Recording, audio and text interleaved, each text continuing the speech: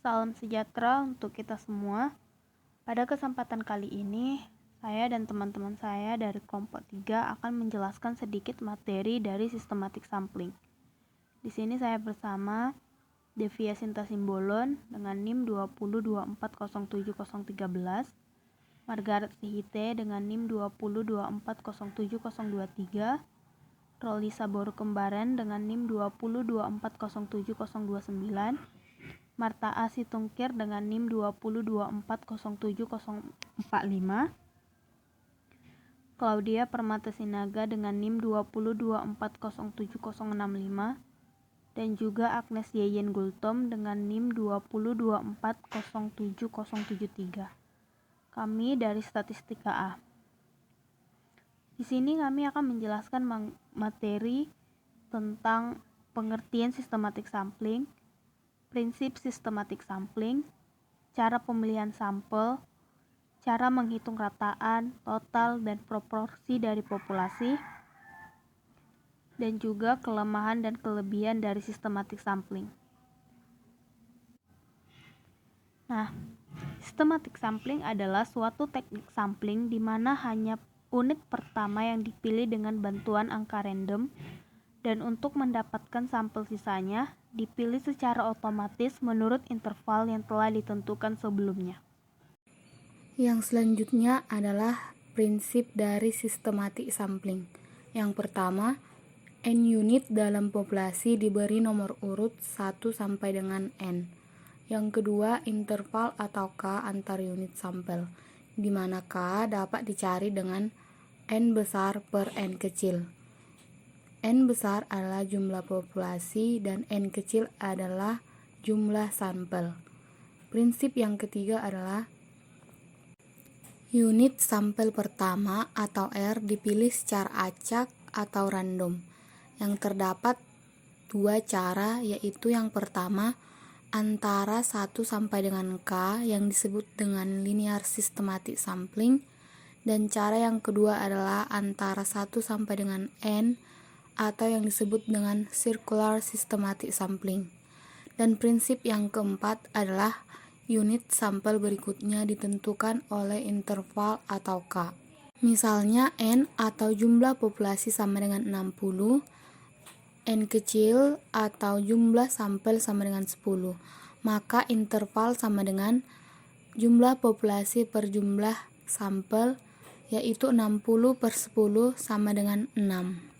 Supaya kita lebih memahami prinsip dari sistematik sampling, maka kami menyajikan contoh sebagai berikut.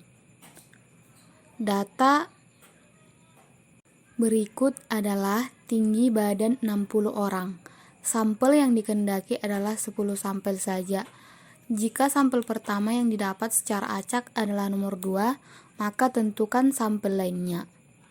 Seperti yang kita lihat dalam berikut, disajikan data tinggi badan dari 60 orang. Maka kita dapat membuat nomor urut 1 sampai dengan 60 dengan dilanjut membuat data tinggi badan yang telah ditentukan. Seperti nomor urut 1 atau orang pertama memiliki tinggi badan 165 sampai seterusnya.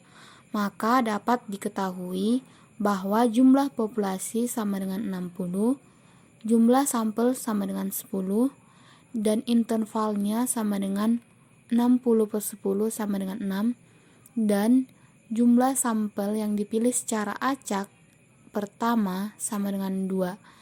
Jadi, sampel yang terpilih adalah nomor 2, 8, 14, 20, 26, 32, 38, 44, 50, dan 56. Prosedur pemilihan sampel. Yang pertama, linear systematic sampling. Dalam metode ini, frame disusun menjadi daftar unit populasi yang terurut sehingga unit-unit dapat diberi nomor urut. Untuk menentukan interval sampling, dapat menggunakan rumus K sama dengan N besar per N kecil, di mana K adalah interval, N besar adalah jumlah populasi, dan N kecil adalah jumlah sampel. Sehingga jumlah populasi sama dengan jumlah sampel dikali dengan interval yang dilambangkan dengan N besar sama dengan N kecil dikali dengan K. Untuk menentukan angka random pertama, yang dilambangkan dengan R1 adalah angka random pertama lebih kecil sama dengan interval di mana lambangnya R1 lebih kecil sama dengan K. Untuk sampel terpilih terdiri dari unit-unit, bila sampel pertama terpilih, maka dilambangkan dengan R. Untuk mengetahui sampel keduanya, dapat dicari dengan cara R ditambah dengan K. Untuk mengetahui sampel ketiganya, dapat dicari dengan cara R ditambah 2K. Untuk mengetahui sampel keempatnya, dapat dicari dengan cara R ditambah dengan 3K. Jadi, untuk mencari sampel tersebut dapat dicari dengan cara R tambah N dikurang 1 dikali dengan K, di mana R adalah angka sampel pertama, N adalah jumlah sampel, dan K adalah intervalnya.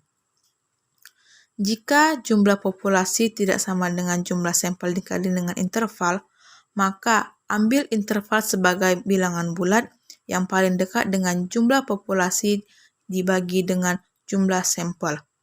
Contoh, jumlah populasi yang dilambangkan dengan N besar adalah 9 dengan nomor urut 1, 2, 3 sampai dengan 9. Jumlah sampelnya yang dilambangkan dengan N kecil adalah 3 dan angka sampel pertama yang terpilih ataupun R adalah 2. Pertama, kita cari dulu intervalnya dengan cara K sama dengan N besar dibagi dengan N kecil sama dengan 9/3 sama dengan 3. Maka interval yang kita dapat adalah 3. Setelah itu, dapatlah kita menentukan sampelnya yang terpilih. Maka sampel yang terpilih tersebut adalah 2, 5, dan 9. Kasus pertama, N besar sama dengan N kecil dikali K, di mana N besar adalah jumlah populasi, N kecil jumlah sampel, K interval. Contohnya, misal N besar sama dengan 12, N kecil sama dengan 4, maka interval yang didapat adalah N besar dibagi dengan N kecil sama dengan 12 dibagi 4 sama dengan 3. Maka interval yang kita dapat adalah 3. Di mana angka random pertama lebih kecil sama dengan interval, maka R1 lebih kecil sama dengan 3.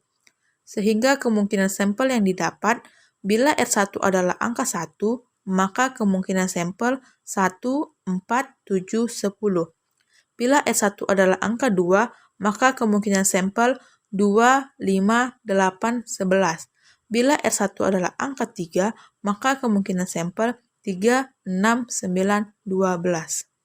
Kasus kedua, N besar tidak sama dengan N kecil dikali dengan K, di mana N besar adalah jumlah populasi, N kecil jumlah sampel, K adalah interval. Contohnya, misal N besar sama dengan 11, N kecil sama dengan 4, maka interval yang didapat adalah N besar dibagi dengan N kecil sama dengan 11 dibagi 4 sama dengan 2,75. Maka kita bulatkan menjadi 3. Jadi interval yang didapat adalah 3. Di mana angka random pertama itu lebih kecil sama dengan K, maka R1 lebih kecil sama dengan 3. Sehingga kemungkinan sampel yang didapat, bila R1 adalah angka 1, maka kemungkinan sampelnya 1, 4, 7, 10. Bila R1 adalah angka 2, maka kemungkinan sampelnya 2, 5, 8, 11. Bila R1 adalah angka 3, maka kemungkinan sampelnya 3, 6, 9. Circular Systematic Sampling. 1. Memilih angka random pertama. 2. Memilih setiap unit ke K, di mana K adalah jarak interval, dengan K merupakan bilangan bulat yang paling dekat dengan jumlah populasi per jumlah sampel, dalam suatu cara yang memutar sampai N unit sampel terpilih. Sampel terpilih terdiri dari unit-unit ke R tambah JK, jika R tambah JK lebih kecil dari jumlah populasi. R tambah 2K kurang N jika R tambah JK lebih besar dari jumlah populasi, di mana R adalah sampel yang terpilih secara acak, J adalah nomor urut, K adalah jarak interval. Kita masuk ke dalam contoh. Kami sudah menentukan jumlah populasinya itu ada 9 dengan nomor urut 1, 2, sampai 9. Jumlah sampelnya itu ada 3 dan sampel yang terpilih secara acak itu ada 7. Sehingga jarak intervalnya itu didapatkan 3 dari rumus K sama dengan N besar per N kecil. Maka sampel yang terpilih ada 7, 1, dan 4. Dalam kasus jumlah populasi tidak sama dengan jumlah sampel dikali jarak interval, dapat diatasi dengan prosedur circular sistematik, di mana N jumlah sampel fix atau tetap. Dapat dilihat dengan rumus jarak interval sama dengan jumlah populasi per jumlah sampel. Random start, R lebih kecil dari N. Kasus jumlah populasi tidak sama dengan jumlah sampel dikali jarak interval. Misal, diketahui jumlah populasinya itu ada 11, jumlah sampelnya itu ada 4. Jadi, jarak intervalnya itu didapatkan 2,75, maka dibulatkan menjadi 3. Maka R1 lebih kecil dari N, kemungkinan sampelnya itu ada 1, 4, 7, 10, 2, 5, 8, 11, 3, 6, 9, 1, 6, 9, 1, 4, 7, 10, 2, 5, 8, 11, 3, 6, 9, 1, 4, 7, 10, 2, 5, 8, 11, 3, 6, 9. Estimasi rataan populasi terdiri dari dua rumusan, yaitu 1. Mitopi sama dengan rata Y, SY sama dengan sigma I menuju N, sama dengan 1 kali YI per M.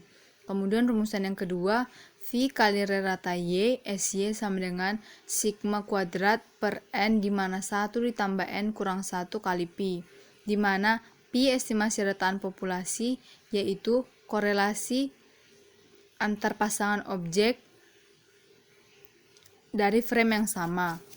Sehingga dapat contoh rumusan rataan populasi sederhana, V dikali estimasi rata Y SY sama dengan variasi kuadrat per data, di mana jumlah data kurang data per data. Estimasi total populasi terdapat dua rumusan, tau topi SY sama dengan jumlah data kali rata Y SY sama dengan data dikali sigma I menuju N, sama dengan I kali Y per N. Rumusan yang kedua, V kali tau topi SY sama dengan jumlah data kuadrat kali sigma kuadrat bagi data, di mana 1 tambah N kurang 1 kali Pi, di mana Pi estimasi total populasi, yaitu korelasi antar pasangan objek dari frame yang sama, sehingga ragam estimasi rataan acak sederhana sebagai berikut. V topi kali tau topi SY sama dengan jumlah data dikuadratkan kali variasi kuadrat per data, di mana jumlah data kurang data per data. Pendugaan proporsi populasi. Pi tau SY sama dengan rata Y SY sama dengan sigma I menuju N, sama dengan 1 YI per N. V tau kali Pi tau SY sama dengan Pi tau SY kali 1 kurang P tau SY per N kurang 1, di mana jumlah data N besar per data N kecil bagi jumlah data N besar. Untuk memahami rumus yang telah dipaparkan sebelumnya, kami telah menyediakan satu contoh soal yang berkaitan dengan rumus tersebut. Suatu survei dilakukan untuk menghitung jumlah penduduk wanita dalam suatu desa di suatu provinsi. Survei dilakukan di 212 desa dengan menggunakan metode penarikan contoh sistematik. Berikut hasilnya ditampilkan pada tabel di bawah ini. Dugalah rata-rata jumlah penduduk wanita di provinsi tersebut, serta hitung ragamnya jika diketahui jumlah populasi desa sebanyak 1484. Penyelesaian dari soal tersebut, mu topi sama dengan Y bar SY sama dengan sigma NI sama dengan 1 YI per N kecil, di mana sigma NI sama dengan 1 YI adalah 17.066 dan N kecil adalah 212. Kemudian kita bagikan 17.066 per 212 sama dengan 80,5. V dikali Y bar SY sama dengan varian per N kecil dikali N besar dikurang N kecil per N besar, sama dengan 535,483 per 212 kali 1484 kurang 212 per 1484, hasilnya sama dengan 2,16. Metode sistematik sampling ini juga memiliki kelebihan dan kelemahan. Kelebihan yang dimiliki metode ini adalah yang pertama, lebih cepat, murah, dan mudah pelaksanaannya daripada cara-cara lain. Yang kedua, memperkecil kesalahan pemilihan dibandingkan dengan SRS maupun Stratified Random Sample, terutama bila kerangka sampel tidak tersedia. Yang ketiga, sampel tersebar lebih merata sehingga kemungkinan besar lebih representatif dan efisien dibandingkan SRS. Kelemahannya, yang pertama, pendugaan varian sulit diperoleh dari sampel sistematis tunggal. Yang kedua, apabila unit populasi yang akan diambil sampel mengikuti pola tertentu, misalnya berfluktuasi secara periodik, penyusunan yang tidak baik mungkin menghasilkan sampel yang sangat tidak efisien. Demikianlah video pembelajaran yang dapat kami buat mengenai systematic random sampling. Jika ada salah kata, kami mohon maaf. Semoga teman-teman dapat mengerti dengan apa yang kami jelaskan. Terima kasih.